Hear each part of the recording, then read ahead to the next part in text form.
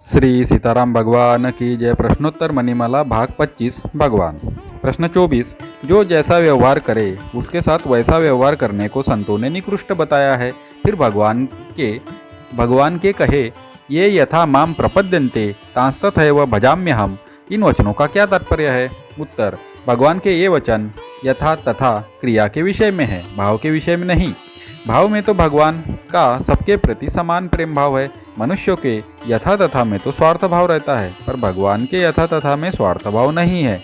प्रत्युत यह भगवान की महत्ता है कि कहा जीव और कहा भगवान, फिर भी वे जीव को अपने बराबर यानी मित्र बताते हैं। तात्पर्य है कि भगवान में बड़प्पन का भाव यानी अभिमान नहीं है। प्रश्न 25। भगवान के रहते हुए भी अपने में अनाथपने का अनुभव क्यों होता है। उत्तर। कारण कि खुद नाथ यानी मालिक बन गए।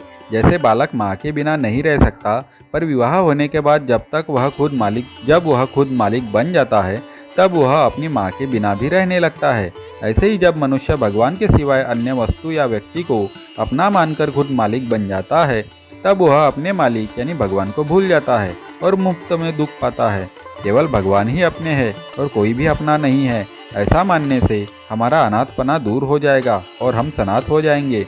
प्रश्न 26। क्या भगवान प्राणी मात्र का कल्याण चाहते हैं। उत्तर। जैसे साधक भक्त प्राणी मात्र का कल्याण चाहता है, ऐसे ही भगवान सबका कल्याण नहीं चाहते। भगवान में प्राणी मात्र के कल्याण की सामान्य इच्छा होती है, विशेष नहीं। अगर उनमें अगर विशेष इच्छा हो जाए तो सबका कल्याण हो ही जाए। भगवान स्वाभाविक ही किसी का अहित नहीं चाहते, किसी का अहित न चाहना ही उनका कल्याण चाहना है। तात्पर्य है कि भगवान में शुभ इच्छा होती है, अशुभ इच्छा होती ही नहीं।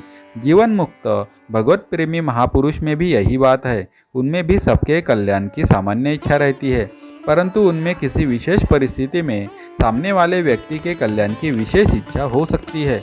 जैसे चैतन्य महाप्रभु में जगाई मदाई के कल्याण की विशेष इच्छा हो गई तो उनका कल्याण हो गया। श्री सीताराम भगवान की जय।